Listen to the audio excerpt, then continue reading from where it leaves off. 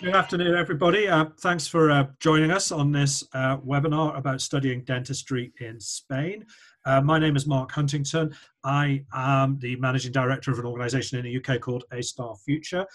Basically, we specialize in helping British students to go and study all around the world in all sorts of different things, usually in the English language. And one of the niches that we've really carved out over the last few years has been dentistry in Spain. This has proven to be a very, very popular option for British students. So today, really what I'd like to do is say as little as possible myself and basically introduce you to two different dental schools in Spain. But before I do that, just one piece of general housekeeping. Obviously, this session is about you and what you are interested in. So we're expecting questions. That's absolutely fine. Please ask away. We have already discussed between the three of us that none of us is actually a dentist. So if you start asking us really specific things about the subject matter itself, we're not the experts. We are, however, the experts in finding you somewhere sensible to go and study. But if you do have any questions, at the bottom of your screen, just move your cursor if you can't see it right now, you'll see a whole load of buttons, like say participants, Q&A, etc. Please post your questions in Q&A. That means all three speakers will be able to see those. We will, when we respond, we'll write in the chat function, okay? And as you can see, I've already put a couple of things in the chat section. One is just simply hello, and the other one is a link to a document that I'm going to refer to a little bit later on.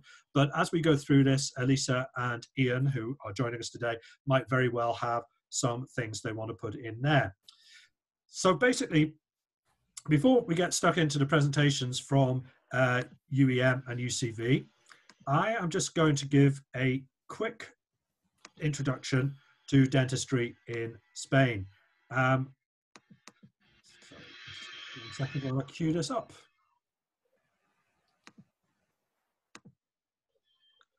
Okay, so studying dentistry in Spain in English, where can you do that? Well, basically, by now, there are more and more options to do this in Spain, I have to say that. There are 6 places where you can study now entirely in English. Now, I've called these institutions rather than universities because some of them are actually universities with multiple campuses. Basically, the universities that teach in English are the two you're going to hear from today, Universidad Europea de Madrid, Universidad Católica de Valencia. Then you've got CEU, which has a campus in Madrid with San Pablo, and Cardinal Herrera in Valencia. And the other university that teaches in English that's missing from this slide, which I can talk to you about if you're interested in, but they're not here today, that is UCAM. And they have a campus in Murcia and a brand new one in Cartagena. So there are a number of places where you can go and study in English. On top of that, there are 2 places where you can study partly in English, partly in Spanish, which we're not really going to refer to today, even though one of them is Universidad Europea de Valencia. And if you are interested in that, Elisa can talk to you about that as well. And the other one is up in Barcelona. And I'm afraid I have to say, I have to plead ignorance there. I can't really help you much there at all. But certainly for UEM, UCAM, UEV, and who am I forgetting? UCV, we can help you a little bit further along on your journey. Now, although you're clearly going to be interested in studying in English, does this mean you can study dentistry in Spain without learning Spanish? Well, hopefully you're going to get this message loud and clear today. Please do not attempt to do this. We're talking about 5 years of your life living in Spain. You're going to need to learn the language to be able to deal with clinics. There are no 2 ways about this. We occasionally do have students who get 2-3 years in and haven't taken the learning Spanish thing seriously, and that does create a roadblock in their education. And I've spelt that out for you here on this slide. If you don't, no clinics. And no clinics, no graduating, no being a dentist. So take this seriously. I don't want to go on and on about it. Most students are absolutely fine as long as they treat this as something they're going to do coherently, consistently alongside their studies, rather than, oops, I've done 2 years of learning dentistry, now I'm going to learn Spanish in a summer holiday or something like that. It's going to be very, very difficult to do that. Now, another general point that I want to make about Spanish degrees is about what you get at the end of your time at university. This recognition question, I'm sure you're going to have many, many questions about this. Basically, all Spanish dental degrees are the same if they are in English, in Spanish, or a mixture of them. Everybody who leaves a Spanish dental university after 5 years will have a title that is grado or grada in odontologia. That degree is seen as being exactly the same as a Bachelor of Dental Surgery in the UK, the BDS qualification. It's actually better. The reason why I say it's better is that it includes up to or around about 1,000 hours of clinical experience. I put UCV in brackets there, but you're going to see this is also true for UEM as well, because again, all the degrees are pretty much the same. And that actually gives you an advantage over people who've been qualified in British dental schools. Now, the question around recognition and where you can work after you graduate, I suppose Brexit is going to creep into this conversation a little bit later on, so I'll try and head this one up right now. Upon graduation, you can definitely work anywhere in the EU27 minus the UK. There is definitely the suggestion that you will be fine in the UK as well. And that link that I've posted in the chat function takes you directly to a document from the British government indicating that those who've qualified in Spain, or indeed anywhere else in the EU already, will certainly have the rights to work in the UK post-Brexit. And the intention is that those who graduate post-Brexit will also have that same opportunity. So at the moment, we're not anticipating any problems in the EU27 plus the UK. Other areas of recognition we can touch on during the other presentations. I could just talk a little bit in terms of general entry requirements. These can vary from one Spanish university to another. These entry requirements are usually actually things that we as A-Star Future request because we regard them as, well, sensible. We are obviously looking for people who have A-levels in biology and chemistry. We're looking for people who have good grades. If you've got ABB or better, pretty much that means every opportunity in Spain will be open to you. If you've got below that, there might still be some opportunities, but we would have to see, okay? If you're doing BTECs, what can I say about BTECs? I don't want to say too much about them at all. Theoretically, they are recognized in Spain now. That's changed in the last 2 years, but I have never, ever known somebody be successful with BTECs. It's kind of like here in the UK. If you've got a BTEC, you're not getting into dental school. That's pretty much true when it comes to Spain, and you'll kind of be weeded out on the selection, unfortunately. Universities will ask for a personal statement or motivation letter. I mean, I know Elisa and Madrid could perhaps talk a little bit about what they require. They tend to call it a questionnaire. You don't need to have a huge amount of work experience on your CV to be considered. This is something that students is a big difference with British dental schools. They won't really look at work experience. You're not expected to have loads.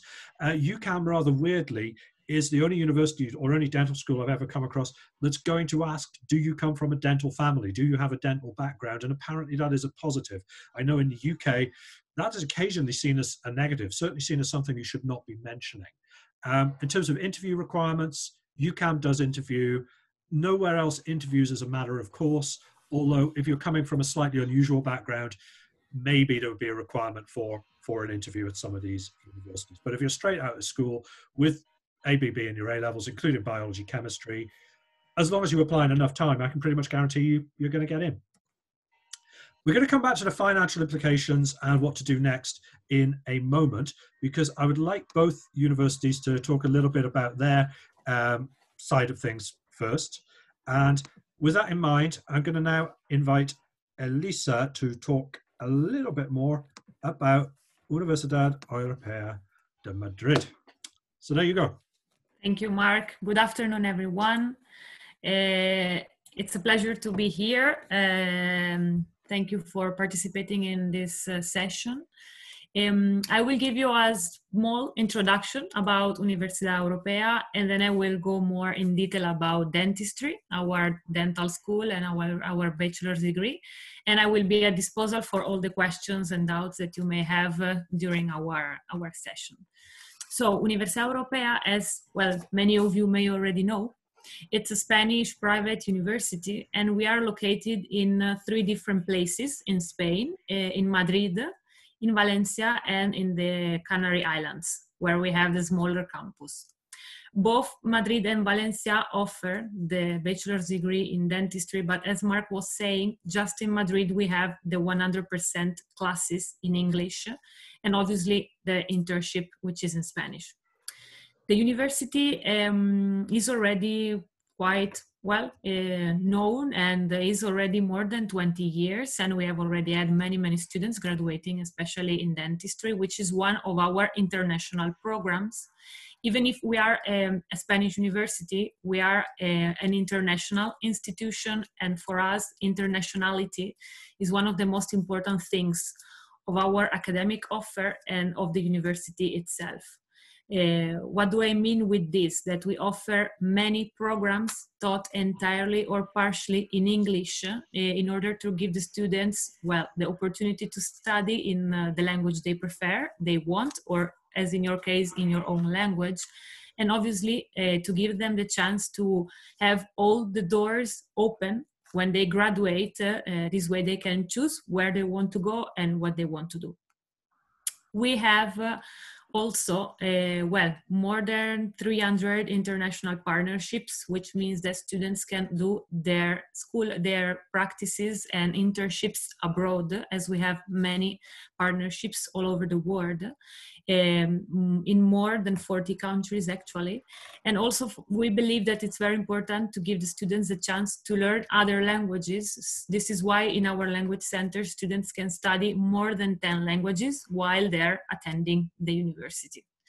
We have also, well, many students already. It's 16,000 around, and the 30% of them are international.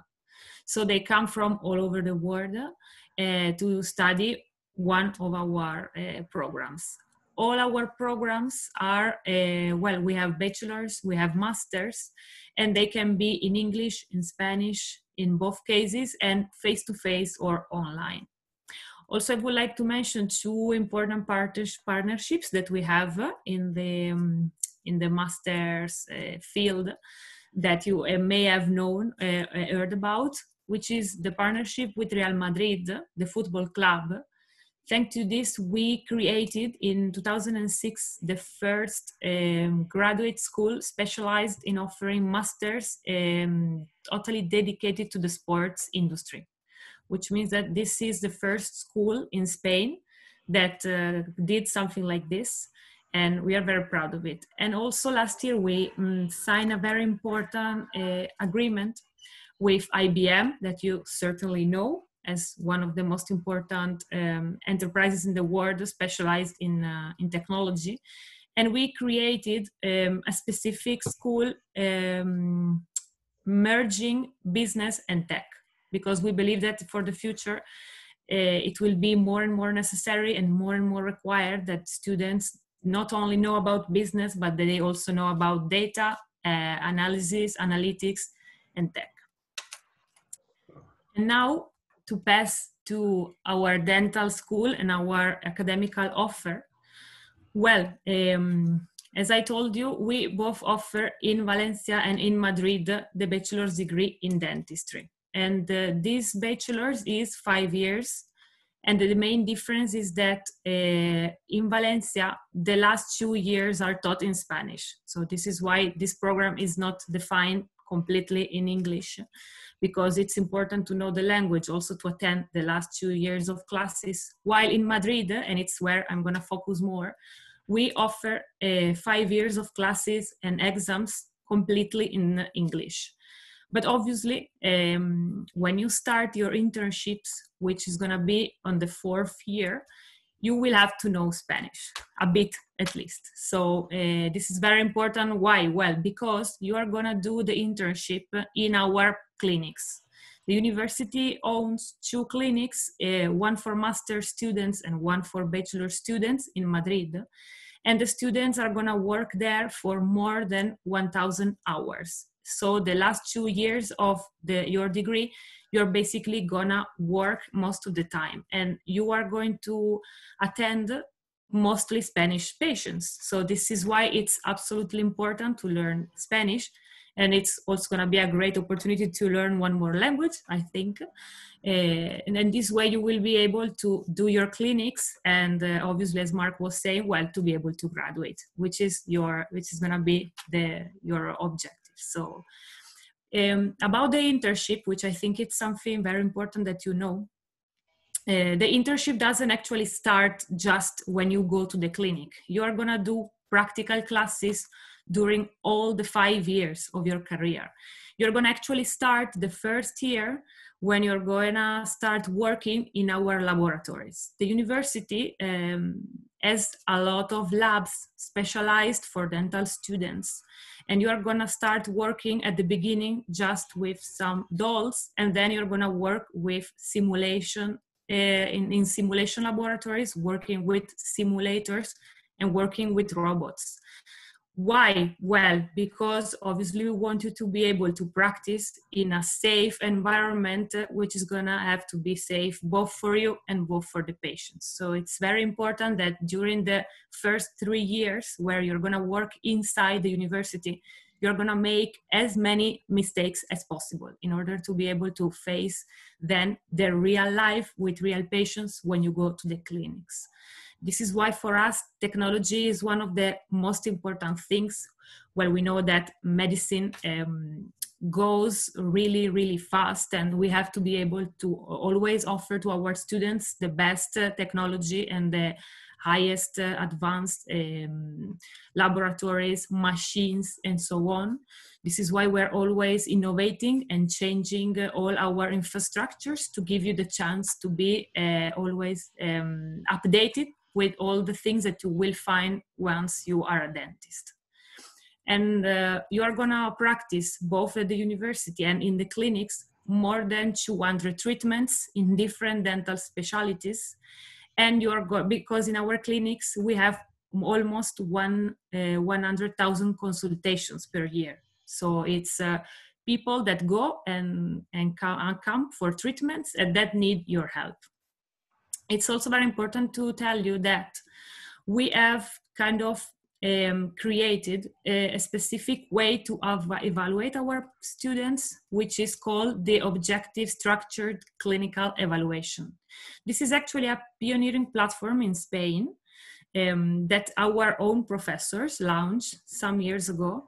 What does it mean? It means that you are not gonna just be evaluated by written exams or simple exams or quizzes. You are gonna be evaluated in the practical things. So, for example, you're gonna be put in the situation of finding a patient and you have no idea what is going on with him, and you are gonna have to do all the right things that you were taught, and we are gonna evaluate you in every single little thing that you should have learned.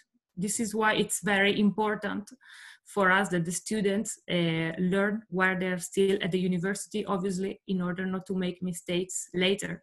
And how do we do this? In our simulated hospital, which is one of the main labs that we have at the university, students can do this as we work not just with professors, and you are going to obviously do the practical classes with your mates, but we also work with actors. This is very important because obviously you will never know what you will find. So you will enter a kind of study, a room, and you will find a patient and you don't know what is the problem. You are gonna enter the room, and the professor is gonna just, well, change the situation or put you in a specific situation, and you are also gonna be recorded, because the idea is that later you can see what you did and you can learn from what you did or you didn't do. So this is very important. And the last thing I want to mention is, well, about our professors. The 50% of the professors that teach at the university and in the dental school, they are active professionals. So they are working in clinics, in hospitals. And this is really important because we believe that the professor, they don't just have to teach you and obviously write what you have to learn, but they have to be your link with the real world and the world that you will find in the future when you graduate. So this is absolutely important, and we believe that they can really become your mentor and the example that you need. And then just a quick reminding about, well, the admission process and the requirements to access the bachelor's degree in dentistry. As Mark was saying, it's very important, well, to have good grades, possibly.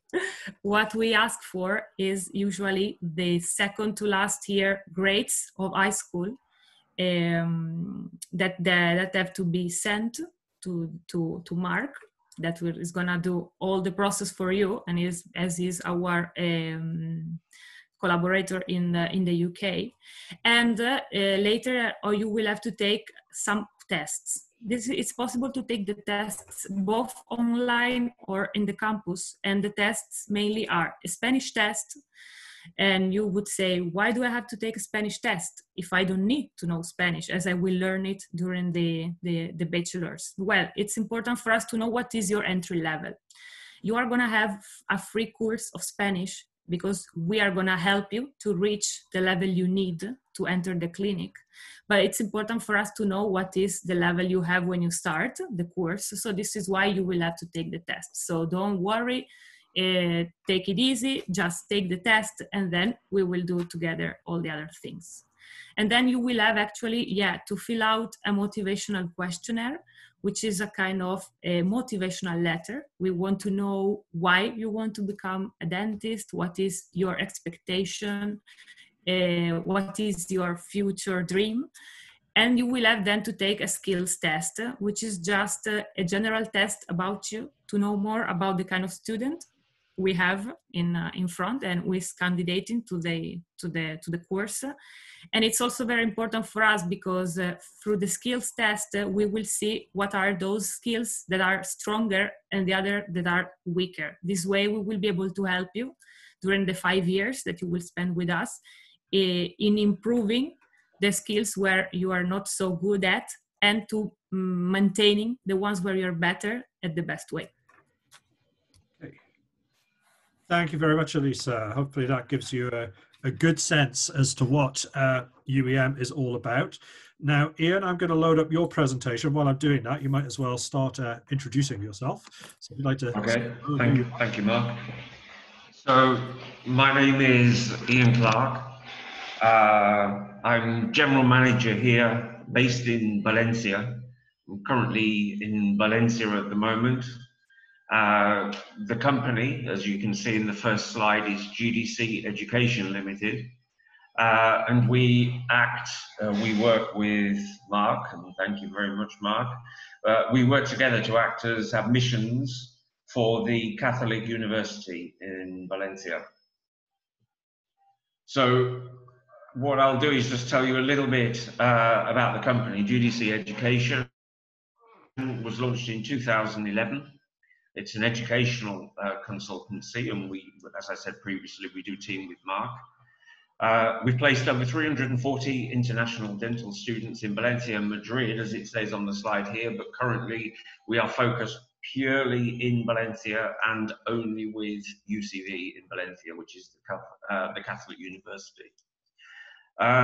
We work with the students. We support, we provide a very high level of support, training, guidance. We're happy to say that we have a 96% success rate to graduation. The course that we offer here in Valencia is a 5-year course, similar to the course that Elisa has mentioned. Elisa, I'm sorry. The course is presented, the educational component of the course is presented entirely in English. It's presented, taught, examined in English. However, just to mirror what has been said, it is vitally important to learn Spanish, not just because you're coming to live in Spain. Obviously, on a human level, it's extremely important to live here, to enjoy the life, to live the life, and to learn Spanish. Involve yourself very much in living and studying in Spain. But also, again, to mirror what's been said before, the final 2 years will be in clinics. Benefit of the UCV in Valencia is that we've just completed brand new clinics with brand new equipment. You will be attending patients in the final 2 years, and the majority, if not all of those patients, will speak Spanish and will also expect you to speak Spanish. So again, I just want to emphasize the point about learning Spanish. Mark has moved on, so let's talk about why study in Valencia, well, why study in Spain. Spain is one of the safest countries in the world. Valencia has the biggest hospital in Europe, I'm led to believe. La Fe Nueva is the largest hospital in Europe. Spanish universities in general are ranked extremely highly globally. Valencia, it mentions Granada and Valencia, but I'm going to talk about Valencia, is a very popular Erasmus destination. The significance of that is that essentially Valencia is a university city. Throughout the summer and throughout when the universities are open, it is obvious by the kind of people, the kind of conversations, who you will interact with on a daily basis will be students. In general, integration is easy due to Mediterranean environment. There is sun, sensational food, sensational ambience, and also that is matched with an extreme seriousness of study. So in other words, study hard, study well, and you will achieve your grade, but also enjoy the journey. So the undergraduate dentistry course is a 5-year degree course with the university, the Catholic University of Valencia. It's fully taught and examined in English for the full duration of the course. The clinical sessions are taught in Spanish. I think Mark mentioned at the beginning that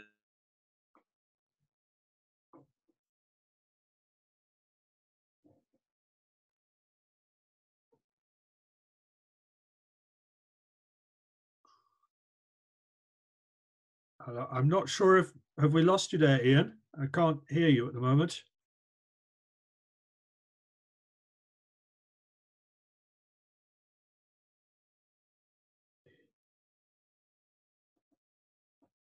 I suspect we might have lost Ian. Elisa, can you hear me? Okay. Somehow or other, Ian seems to have been chopped out of this. So hopefully he'll come back at some point. But basically, I'll just move on to the next slide in his presentation. The language we've already covered. The 40 places, that's one of the smaller dental schools in Spain. Elisa, you're much larger, but there are 40 in English. You have more like 160 in English? Yes, right? Correct. 160 places. But 40 is actually more normal. UCAM, both the Cartagena and Murcia campuses have about 40 as well. We're going to come back to the course price in a moment. But one thing I do want to mention on the care package that is a feature here that is not something you're going to find in UEM or indeed anywhere else. The reason for this is, as Ian was saying at the beginning, GDC is more like a partner of the university rather than an agent as such, which means that they are providing, if you like, not just the admission service to the university, but also the student support service. So at many universities, you'll find that the tuition fee actually bundles in looking after the cost of dealing with students. Whereas UCV decided we're going to take a slightly different approach. We want to focus on teaching. That's all we want to do. All we're concerned about is getting our excellence in the world rankings up. If you can help us with the other stuff, because we don't have extensive experience of looking after international students, that's brilliant. So basically the care package is for the first year only and emergencies thereafter, as it says, to make sure that students settle in, to arrange accommodation, all of the practical stuff that you need, to get the credential from UNED, which we'll touch on a little bit later as well, and also to just make sure that students are successful. So if we identify a problem, or if they identify a problem, they'll do whatever they can to fix it. And it's fair to say that that has been successful so far. We've seen very, very low dropout rates and so on. It also means that GDC is in a position post-graduation to help students get jobs back in the UK as well. While we've actually not yet had a graduating class in English from UCV, there have been quite a number coming out of UEV, Cardinal Herrera, other universities that GDC has been able to line up with jobs back here in the UK. and that list of clinics who are looking to recruit these graduates is only getting longer. Generally speaking, Spanish-educated dentists is not going to have a problem in the UK based on the strength of their qualification. Application deadline.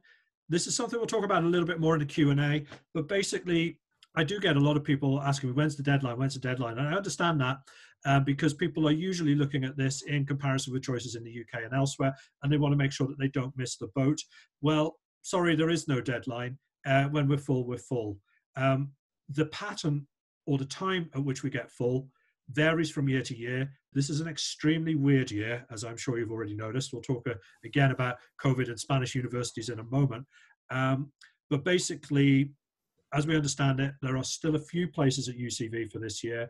Madrid is technically full, but not wanting to say absolutely, definitely go away. So there's a little bit of potential room there, but we'll touch on that in a moment. Sorry, this has been coming on now to the pastoral care. This is because I don't know Ian's presentation, but these are the kind of services that are included within that care package I was talking about. And perhaps when we get him back, he can expand upon that in a little bit more detail. Now, we are now back here. I am going to see if I can find him, Ian, anywhere, because I don't know about anything where he's gone to. But what I will do is, I know he's WhatsApped me, so excuse me. Oh dear. The builder has just cut power to the whole building. You might have heard there was some background noise going on where Ian was located. It does appear now that that connection to the power has been severed, which is obviously unfortunate and does strike me as rather fatal. So I guess Elisa and I will carry on and try now to answer whatever questions that you may have. So please do feel free to stick anything in the Q&A section. I will do my best to try and deputise for Ian on this if there are specific UCV questions. But by all means, do please pile into the Q&A and ask whatever you want to. With that in mind, we have got one very specific question right now. IB requirements, International Baccalaureate requirements, for those people not doing A-levels but doing the IB instead. Elisa, do you have anything to say from that from a UEM point of view? For us, all the students can apply, obviously, from whatever kind of educational system they come from. International Baccalaureate is included, so they will just have to send the grades of the second to last year of high school of their IB. And we will obviously make the evaluation. And as I was saying, this is one of the requirements. We are going to take into account all the kind of grades the students send. And obviously then we will make the selection according to the best grades and the level of English, if your mother tongue is not English, and the other tests that you're going to take. That's true. I do remember that with UEM, that if you're not studying, or if you're not English, you do have to take the language test, even if you have studied high school in English. It's a little bit of a peculiarity. Not every university insists on that, but UEM has been known to. What I would say about the IB in general is, to be legally a student in Spain, you need to get 25 on the IB, I believe. I know the pass mark is 24, but every time I've asked this question, it seems to be 25 for some reason. Maybe I'm remembering that wrong. Generally speaking, what we would be looking for UCV certainly is higher level sciences, biology and chemistry preferably. Maybe one higher, one standard, but certainly at least one higher level, and an overall score of at least 32. It is a little bit of flexibility. There is a bit of give and take there. And you have to bear in mind, certainly with UEM in particular, they're going to look at all other aspects of your application when making a decision, not just your grades. But generally speaking, IB students are well liked. So certainly you're encouraged to apply, but 32 will do it. 34, 35, yeah, definitely, no problem. But 32 would be about the benchmark. But it does depend. If you're getting 3s and 4s in your chemistry, biology, but you're still somehow passing it, then, you know, we might have to think twice about that. But generally, as long as your sciences are strong and you're getting a decent score, you're going to be fine. And the IB is absolutely well liked. What is the pass percentage for UCV? Okay. All right.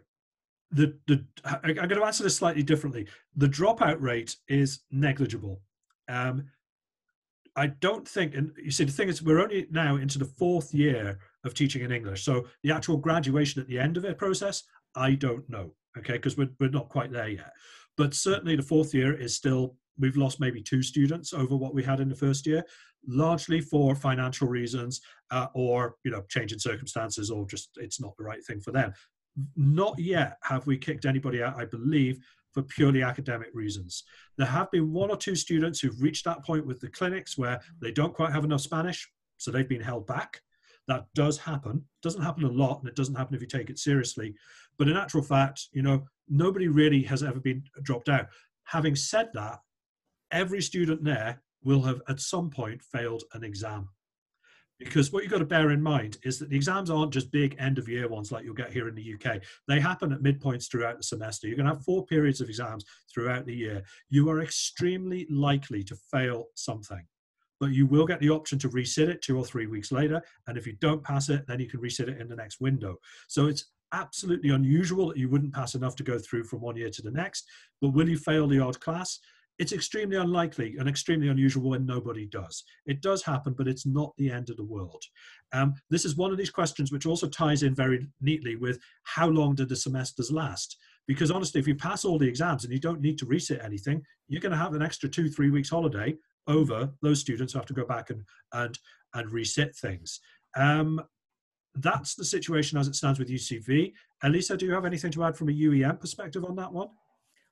More or less actually the same as Mark was saying. You usually have the chance, obviously, to take the exams in the sessions, which are usually in January, in June, and then in case you fail, you can resit in July. But the very good thing, especially about all the dental school and medicine and courses connected to the health area, is that the professor really want to help you. This is why every 2 or 3 weeks you can sit a part of the exam. This is really going to help you actually, because this way you are going to keep on studying and you will not find yourself with a lot of things, you know, to prepare for the exam. And in case you fail one of the little exams, you can resit it as well. And if you take all the partial exams all together, in the end, you will not even have to sit the main one, because you will have already collected different grades and you will have already passed the exam, I think, in a better way. And studying time by time, not having all the entire amount to take just once. I think this is a very stark contrast to dental schools in the Czech Republic, Hungary, places like that. The dropout rate in Spain is very, very small. And if you do have to leave a Spanish university, it'll be very, very clear why. And they will have done whatever they can to try and help you get to that point. Now, the next question we have is about Spanish. Is GCSE Spanish the right level of Spanish needed before university? Okay, I have a very mixed opinion on this. I'm not really going to ask for Elisa's comment on this because I don't expect her to know GCSE Spanish. No. GCSEs, do they really teach you very much at all? That's the thing in terms of actual practical language knowledge. I would tend to answer that question negatively and say no. That's not to say that if you don't have a good GCSE, you're not going to have to find life marginally easier. You probably would do. Having said that, you could come to Spain without knowing a word, thinking you're the worst language student in the world because your GCSE experience of Spanish, French, or whatever was terrible. Maybe you didn't even do GCSE languages, and you will be able to manage. I think this is one of the unfortunate features of the UK education system, which is that students sometimes get a bit of a mental block around learning languages, which is unnecessary. And I do believe that anybody could get over there and learn the language from scratch. Is GCSE Spanish a good starting point? Yeah, absolutely. Is the absence of it a problem? No, absolutely not. Just take it seriously, build on it. But obviously, if you are at a stage where you've got time before you're thinking about moving to Spain, you know, start taking classes, Duolingo, whatever, get online, have a look and see what you can do. It's never going to be a waste of your time. But yeah, GCSE it's not the only way to get there. Let's put it that way. How can it apply to all these unis you've mentioned for a September 2020 intake? Well, the surprise there is you can ask me. I can help you with the applications. Obviously, I can only do what is possible. As Elisa and I have alluded to a couple of times with UEM, we can give it a go. I'm not confident because the university is technically full. I am confident if you are a good enough candidate and if there's a possibility that a place might become available, largely because some students outside the EU might struggle to get visas on time. And, you know, we're in a very weird COVID related situation. Then you might find that one or two things shift between now and then. In terms of UCV, yeah, you could sign up for that. You still, I mean, it's fewer than 10, don't get me wrong. You know, out of the 40 places, more than 30 have gone, so don't hang about. But we're not at the stage where we're wanting to wait list people or anything like that. But I'd say if you're a very strong candidate, Madrid might be interested in hearing from you. UCV, definitely interested in hearing from you. Are the intakes available in September only? Yes. Yeah. Okay, I'm not aware of any dental schools that have, you know, January, February semester start. It's certainly not in English. I've never come across it. So yes, pretty much September, sorry. Right. How internationally recognized is the degree outside of the, sorry, just,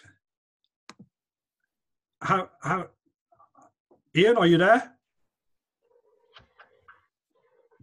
I think we might have Ian back in words, if not in picture.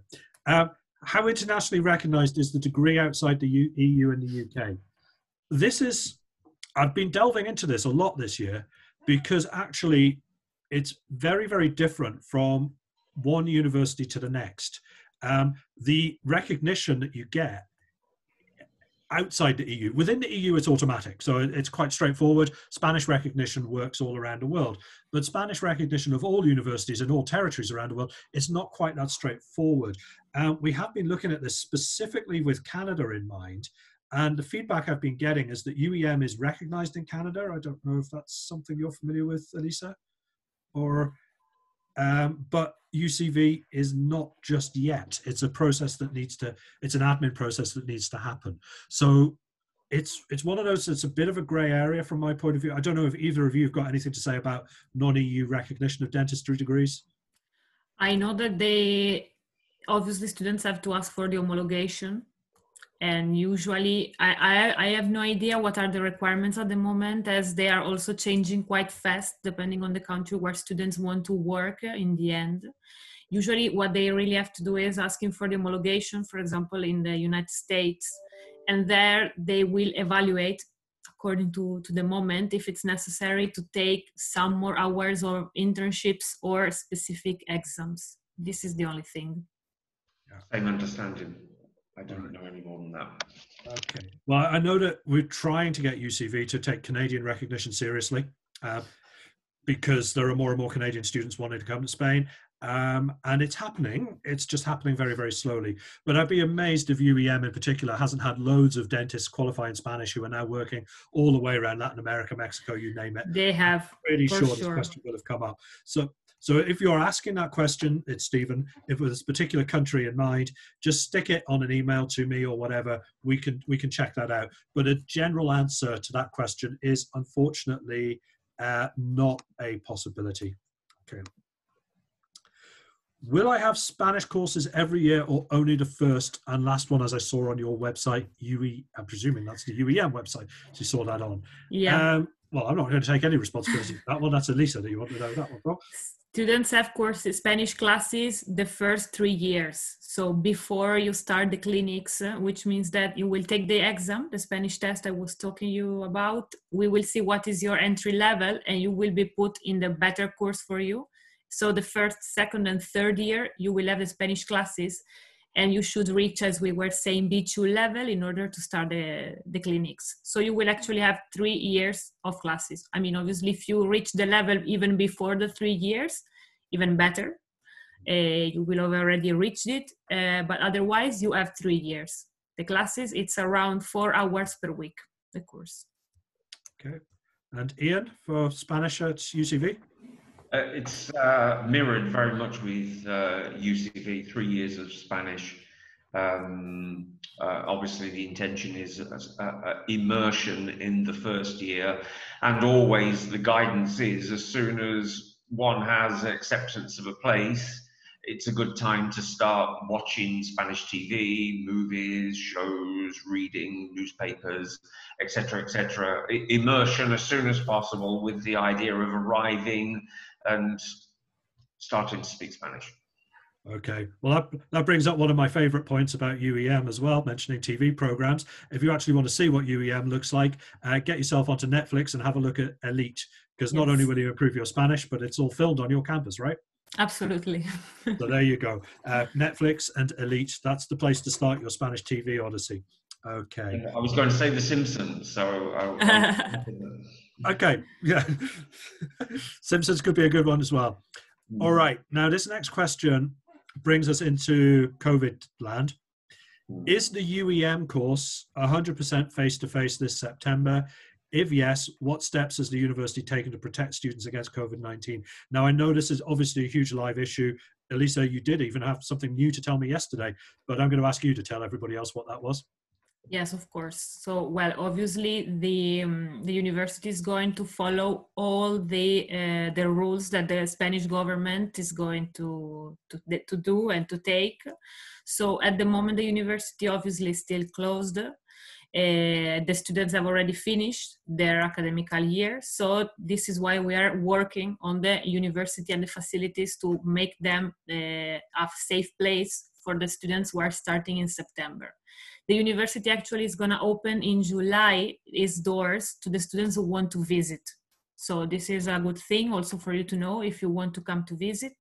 Not obviously all the infrastructures will be open. We will have to organize small groups. So we need you to let us know through Mark, obviously, if you want to come to see the campus, and we will make an appointment for you. This way you will be able to come and see in a safe way. Obviously, the idea is that the classes will start. We already have a date, which is the 23rd of September.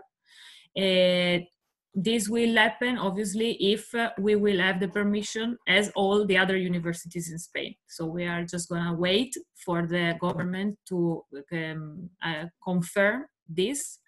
And obviously, all the kind of measures that will be taken will be in order to guarantee the safety of the students and obviously the professors and all the people who will attend the classes or will be in the campus. So obviously, students will also have a course about this, what will be the things that they will have to do and how they will have to behave in the classes and in all the different environments of the campus, but everything will be done according to how the government will establish what they will establish that we have to do, which will be for all the universities in the country. Okay. Anything from a UCV perspective on that, Ian? I know it's been a little bit quieter from that point of view in terms of acting. Again, it's a case of mirroring what has just been said. Obviously, we're obliged to comply with the instructions of the government, which have not been made entirely clear at the moment, but obviously we'll oblige those. The only difference between the previous answer is that here, the intention will be to arrange visits, but in July with the date to be arranged. And also, we don't currently have a date confirmed for September, but we're anticipating receiving the calendar for commence in September very soon as possible. Okay, good stuff. Right, next question. We have 17 open questions and 11 minutes theoretically. I don't mind going a little bit over, don't get me wrong, but let's try and move it along a little bit. So as we can, how many students are there from the UK, I'm going to say England, at UEM overall studying dentistry? Gosh, good question. There are 5 years there. At any one time, I mean, UEM it's not as British as UCV in the sense that the students come from many different countries. But okay, Elisa, perhaps better if you can give a breakdown of the 160 students in English. I would say, yeah, that actually the 20-25% of students that come to dentistry are from England. Right. It's one of the main subjects that they look for in our university, not the only one, but the main one. And it's a 20-25% that come every year. Now, French students make up a bigger chunk, though, don't they? I would say yes. Okay. So you're going to have plenty of French friends. Yes. The UK is a significant, but not a dominant. No. And Italians, I have also to say. And Italians as well. So French and Italian more than perhaps British. A bit more. But I mean, extending from that, you're talking a community of easily 100, 150 British students in dentistry. Generally speaking, yes, that is the percentage of every new year students. But usually, yeah, it's obviously around 100 and something. I would just say, just a comment on this. This is not a specific comment on dentistry by any means, but we often get asked this question from people who are just looking for reassurance that this is a sensible thing to do, or are there going to be people just like me that I can hang out when I get there? And the reality of it is, every time I visit students at universities after they turned up there, I ask them, do you hang out with the other British students? And they're like, no, not at all, really. I just get on with it. So it's like, it's one of those things which I think looms larger in people's imaginations than actual in reality. UCV is a little bit different in terms of the number of British students, though, isn't it? It's a little bit more dominant there. Yeah, it's certainly higher. By no means do I have the data to hand, but I would suspect maybe 60%, something like that, maybe a touch higher. Okay. All right. Okay. Let's move on to next one. Deadline to apply to dormitories in UEM. Do we have to send the application form to me? No, you'll be... This is a good question. I don't want to get too distracted by this because it's obviously somebody who's applying this year. The dormitories are no longer part of UEM. They're organized by a private company. Correct. So you have to contact that private company directly. Hopefully you've already got the details on how to do that. I don't know what they're saying in terms of deadlines and when they will be full. I do know that dormitories in general are struggling to get full because of fears about COVID, etc., and what happens if you can't get there. The one thing I would say with the dormitories there, and just leave it at that, is contact them and be crystal clear what their policy is on cancellation if you can't get to Madrid. As you've heard today, absolutely the intention is that you're going to be there from the 23rd of September, and absolutely they will sell you a contract that gives you a room from that date. The worst case scenario, if you can't get there, what happens? You're going to have to take that up with them because it's nothing to do with me, nothing to do with Elisa. That's a question I can't answer for you, but as long as you get that right, you'll be absolutely fine. And in terms of deadlines, look, in a normal year, I would say get on it, but this year I'd say you're not in an immediate hurry. Yep. Okay. Oh gosh, what percentage do you need to pass an exam? Is it 50, 60% in the UK or 70% in the Czech Republic? I'm afraid I don't know. That's a very technical question. I don't know. Any thoughts from your side? What's typical in Spain? I mean, I imagine it's around 60%. Okay. I imagine that the precise percentage barriers, grades and things will be different from one country to the next. Is it easier to progress in Spain than in the Czech Republic? Look, on balance, I'm going to say yes. Certainly at UCV, with the level of support that's available, I would say that all other things being equal, your chances of making progress and not failing to the extent you have to drop out. Obviously, as I pointed out before, you will inevitably fail a module from time to time. I think that you're going to have a smoother procession through your 5 years at university in Spain than you would in the Czech Republic. But honestly, the answer to that question really depends on you as much as anything else. So, can you get student loans like in England? Unfortunately, no. This is a major question that we have. Basically, as far as the funding goes, I did say actually I was going to share. I'll do this now because I was going to share a screen on the costs. Oh, hang on. That's the one I want to share. Sorry, apologies. Here we go. Sorry, I'm just going to have to minimize the Q&A so I can read it. These are the costs involved in studying in Spain. Basically, this is the tuition fee side of it. Oops, that care package is incorrect. It should be €6,000, not £5,000. But basically, fees at UEM are about €20,000 a year. Fees at UCV about 15.5, but there is the care package in the first year, bringing it up to roughly 20 for the first year only.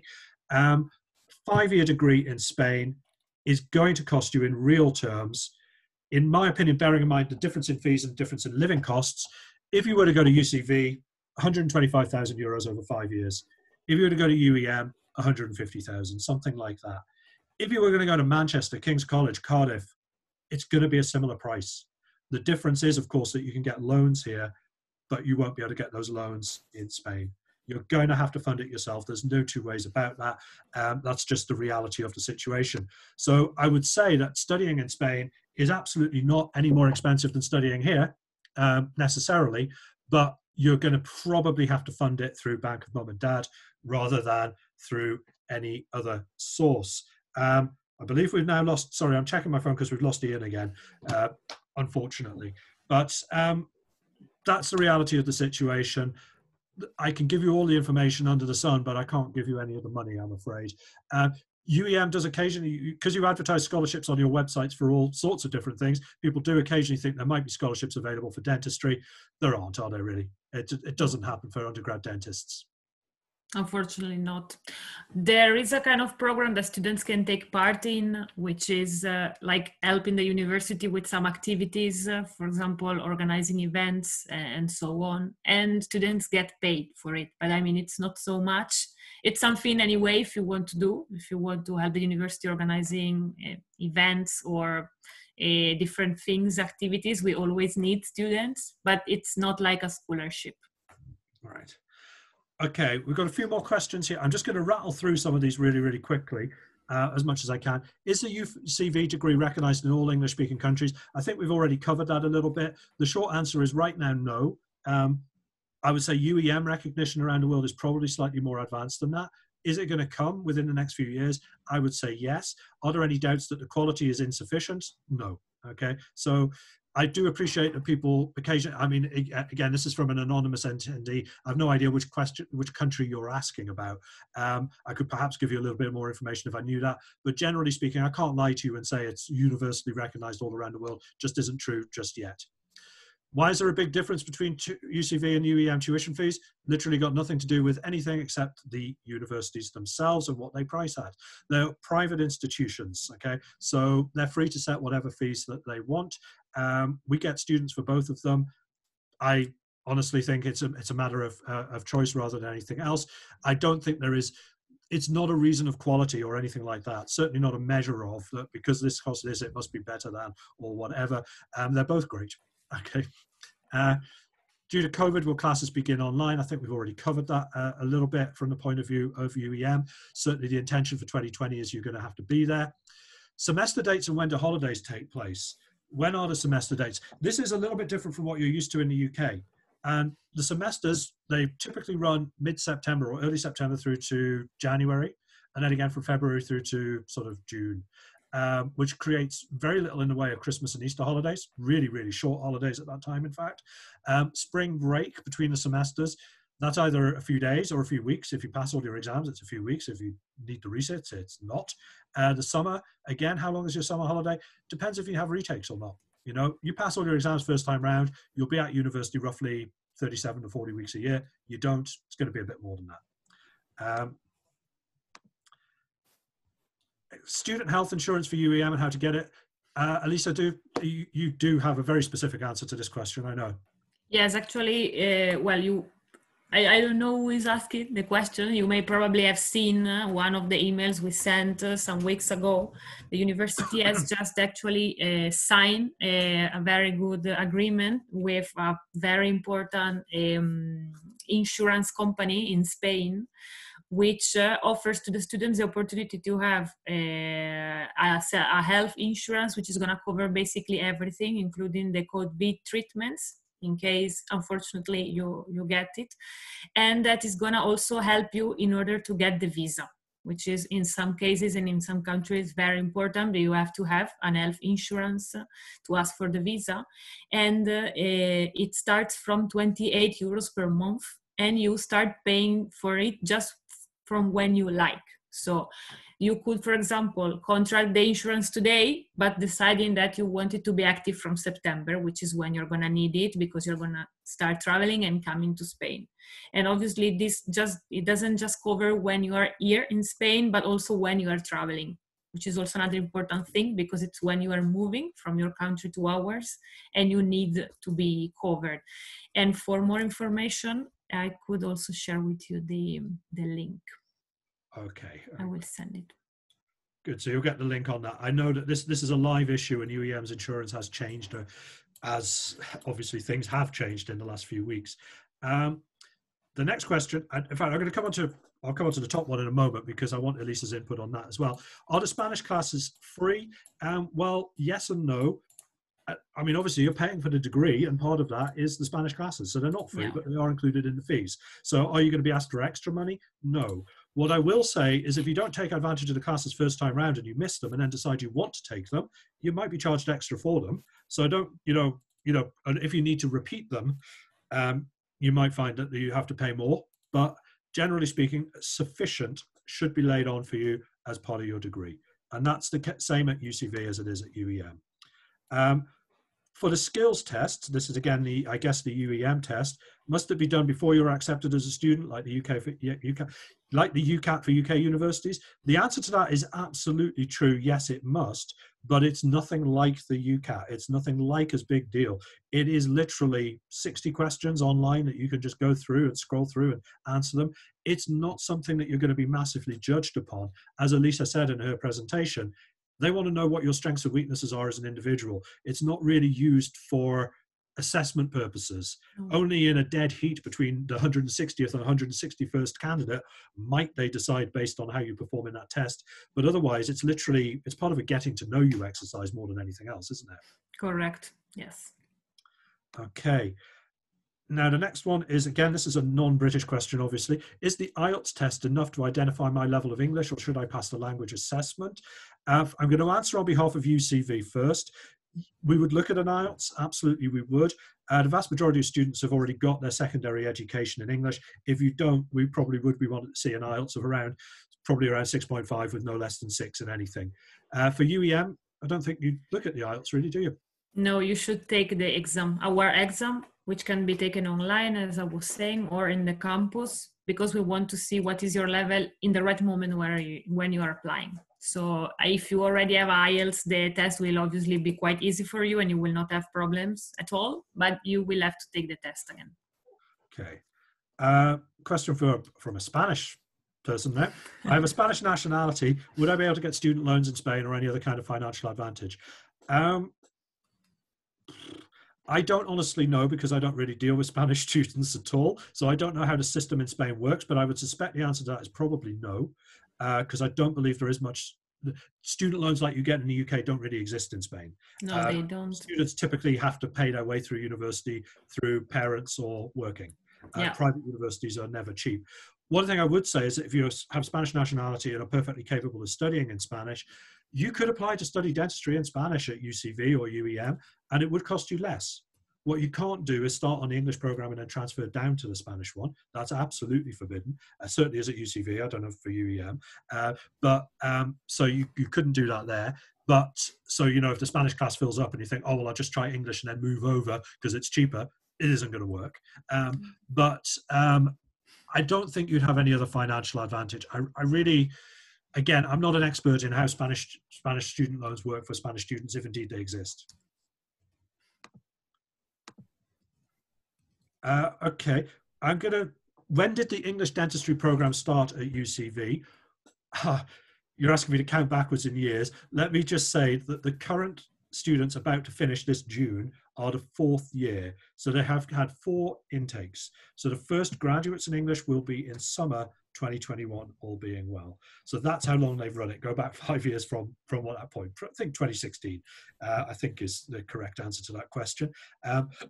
But they've been teaching in dentistry in Spanish a lot longer than that.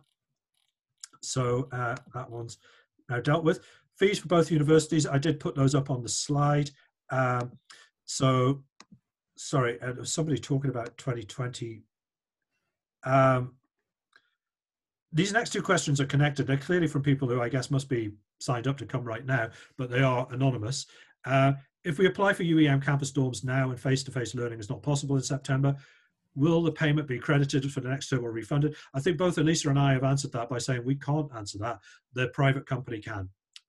It's a question I just don't know. You'd have to ask them exactly what their terms and conditions are, because you'd be signing a contract with them, not with me, not with UEM. But I'm very, very sure they get that question all the time. I'm pretty sure they'll have a straightforward answer for you.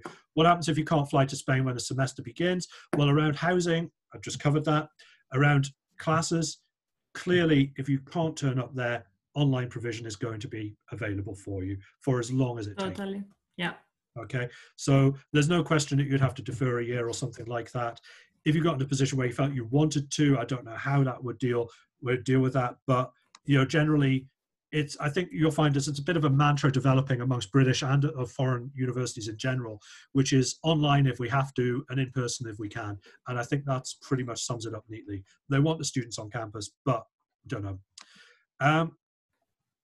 This next thing is talking about 2020 admission. Sorry, I asked somebody a question on that, and I've lost the original question now.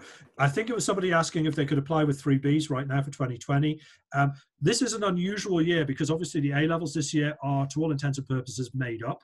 I'm not saying that in a fashion to suggest that they are of lower quality or whatever, but if you're on target for 3Bs this year, please just email me an application, send me through whatever you've got. I'll have a look at it. I will probably be able to help you, okay?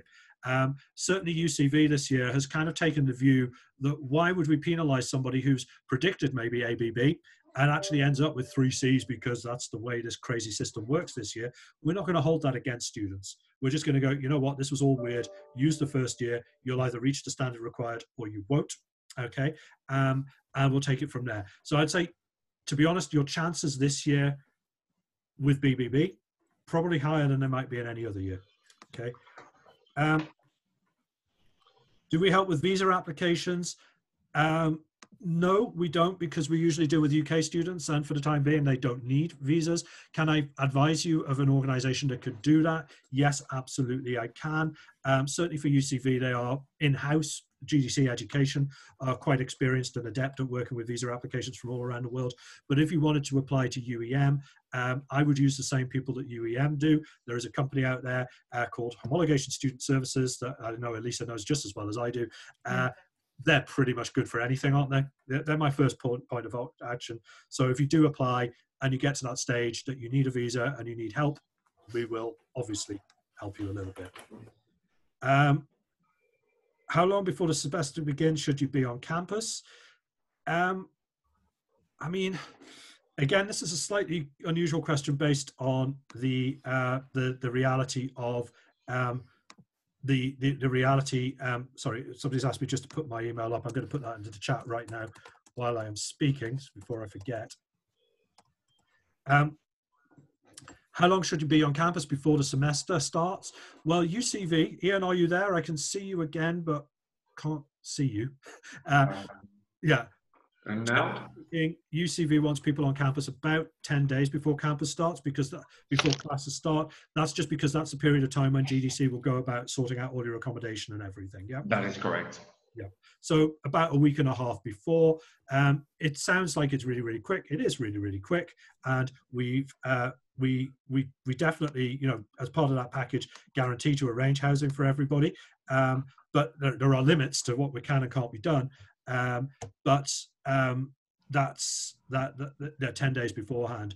With UEM, just, I guess it really depends, because I mean, just to start attending the classes, I would say a couple of days before. It's true that usually we have a welcome week that this year has not been planned yet, because we have to see what the situation will be, and usually the welcome week is before the beginning of the classes, so it would be the same 1 week before.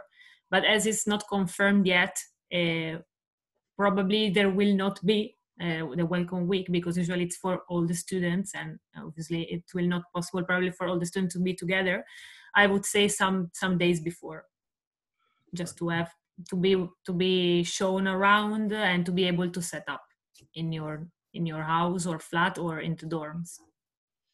Okay, all right, so that's dealt with. This next question is a specific one, I'm guessing, for UCV now, because is the social doctrine of the Catholic Church an obligatory course? I am not Christian. Ian, do you want to come in on that one? Yes, it is part of the course. It's not indoctrination by no means. We're talking about a Catholic university in a Catholic country. However, the information provided is more in the sense of friendship, family, sort of general positive instructions about life. It will not be and is not sort of in-your-face indoctrination of Catholicism. I certainly am aware that, you know, the majority of students at UCV, I would say, are Muslim, Hindu. There are Jewish students there. Absolutely. It's totally normal and totally okay for people to for people to be you know, of all different faiths and none. The university, again, it's also sort of about ethics as well, isn't it? Medical ethics, that comes into it a little bit. With regard to what they teach within the scope of that Catholic program. All I would say about that is the only time I've ever had a student who's had a problem with this has been a Catholic student who rebelled against the Catholic Church and then went to a Catholic university and was like, oh my God, it's so Catholic. It's like, of course it is.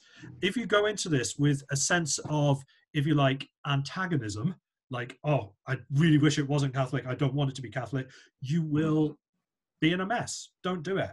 If you're like, I respect the Catholic faith, I completely okay with that, I don't have any issue with it, but I am of a different faith, is that okay? Your life is going to be absolutely fine. This is not going to... Absolutely.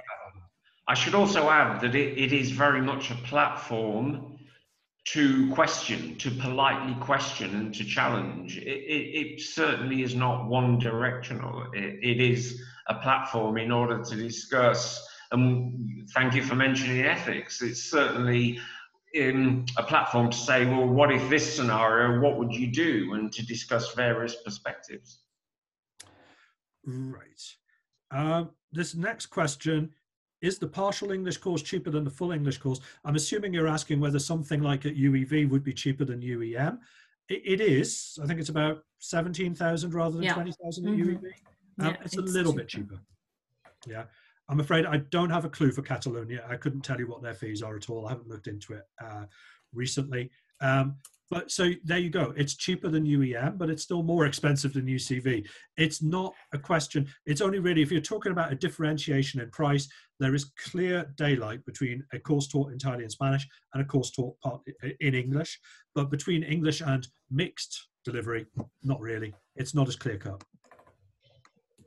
And the final question we got up here, before I answer it, I'm just going to tell our remaining 22 participants, if you've got anything else you want to ask, please get on it right now, because once we've answered this one, I'm going to start hanging up. Is dentistry taught in the same block or separate building at UEM? It's in the same block. Yeah. Everything in the same one. It's everything in Edificio A, is that right? Yes, in the building A, where you will have the classes and where you can find all the labs and the simulated hospital and all the facilities that you're gonna need. So you're not gonna have to move around the campus, everything is in the same building. Right, thank you there. Ian, just to give a comparative view of the campus at UCV, it's pretty much the central building, isn't it? There's just the one building that students will be in the first year. That's correct, yeah. I mean, it's very much in the center of Valencia. It's essentially a substantial building in the heart of Valencia. So there is a sensation very much of being part of the city within the campus. However, this is relevant for later years. However, the new clinics are maybe 2 or 3 minutes walk away from the campus, so it's extremely compact. Yeah. So yeah, I mean, I visited both universities. The facilities. I mean, perhaps the best comment I can give is that, as I pointed out at the beginning, I am not a dentist. I am fully aware that some of the people on this call possibly are dentists, or certainly have a lot more dental knowledge than I do. I have been around UCV and UEM countless times with British parents and their children.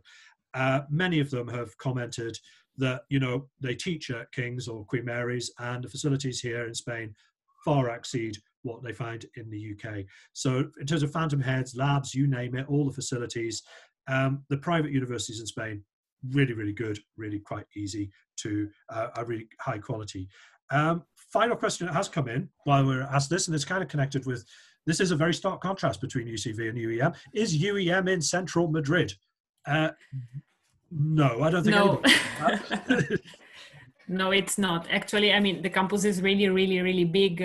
If you have the chance to go and see some pictures, we also have a virtual tour on the web page. We have around 5 buildings for classes, plus the gym, the swimming pools, and the dorms. So it's a kind of little city that would be impossible to stay in the center of Madrid, but it's just 30 minutes by bus or car from the real center of the city. So it's actually really easy to get to Madrid, and it's next to another kind of small city where you can find all the services and the things that you may need. This way you don't have to go back and forward to Madrid from the campus, and where actually many students also choose to live, because it's right out of the campus and it has all the things they need and facilities, and it's really well connected by bus to the campus. In 5-10 minutes you can go to class and come back. I mean, from that point of view, I mean, the clinics at UEM are in southern Madrid, but much more central. Villaviciosa Dordon, the campus where the university is, it is on the edge of the city. It is a taxi ride from the university. It's probably going to be about 40-50 euro to get there. From downtown Madrid, it's kind of like a 30-35 euro journey. The bus is super convenient. I, in fact, take the bus anytime now, unless for any reason I don't have time. €2.60 or something like that. And for students who are younger than 26, so you would have time to get it. You can get for 20 euros per month. It's the ticket for all the services, so the tube, the buses, and all the other things. So it would be actually really cheap in the end, because you could move freely, paying just 20 euros per month. That's definitely worth getting the bus pass. And like I said, it's not a major issue to get downtown into Madrid at all. Would I want to do it on a daily basis when I'm first year in dentistry? I've got to say no, which is why Elisa was saying most people will live either, if not on campus, across the road or across the bridge, across the main road in Villaviciosa. But by the time you're getting into the third year, definitely the fourth and fifth, when you're entirely in clinics, you're not going to be living in Villa anymore. You're going to be living downtown in Madrid. In Valencia, by contrast, pretty much everybody's housed within a 10-minute walk of the university or so. Is that right? Yeah, we have a general policy that everyone is within 10 minutes. By 10 minutes, we're talking about a 10-minute stroll. It's, as I said before, it's in the city centre, and everything is to hand. Just thinking about the logistics, we're talking a train or a taxi ride from the airport, which is simple. Taxi, 10 euros, train, from memory, maybe 5 euros, something like that. And then around the city, very achievably walkable, or there are a multitude of cycle paths. There are buses, but really no need. Everything is so very close. Right. And we have it, while we were answering that question, another one about rankings of UEM and UCV in Spain. I'm afraid this is not really a question I know how to answer, because it's one of those things. It's like, you can look at a ranking of Spanish universities, but there's only a handful of them that teach dentistry in English. So knowing that another university might be lower or higher is kind of meaningless. But anything you want to contribute on this question, Elisa or Ian? I think that this is the really point. When they do rankings, they really take into consideration a lot of different things. So you may find a university in a certain kind of ranking, in a certain position, but you will not find it in another one. And it could be a really good one. I think you should really check what is important for you and what you are looking for in that specific university, and check maybe who are the professors who are teaching there, what are the technologies they are using, what is the level of satisfaction of the students, of the alumni who have studied there. So look more at this kind of information to really realize the percentage of students who find a job after graduating. These are actually the really important thing you should check, I think, because the university should be a bridge between your school and your future as a worker. So you should really, I think, check more these kind of things than the rankings that can also be sometimes difficult to understand because they take into consideration different things, and they compare universities that have nothing in common, or in different countries even, where actually you cannot even compare.